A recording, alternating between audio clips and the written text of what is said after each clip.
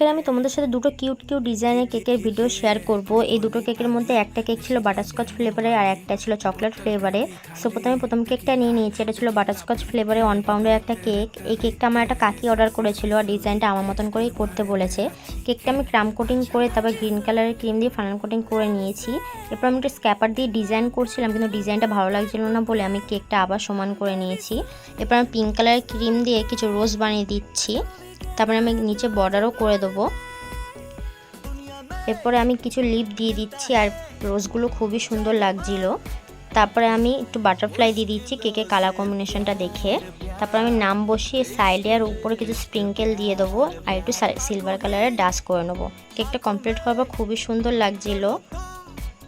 এরপর আমি সেকেন্ড কেকটা নিয়ে নিয়েছি। এটা ছিল চকলেট ফ্লেভারে। এটা ছিল একটা বেন্টো কেক। এই কেকটা আমার একটা রিপিট কাস্টমার অর্ডার করেছে। সে আমার কাছে প্রায় সময় কেক নেয় আর খুব ভালো রিভিউ দেয়। এই কেকের রিভিউটাও খুবই ভালো দিয়েছে। এই কেকটা ছিল তার মা বাবার অ্যানিভার্সারির জন্য। এই কেকের ডিজাইনটা আমার মতন করেই করতে বলেছে, শুধু বলেছে মা আর বাবা লিখে দিতে উপরে।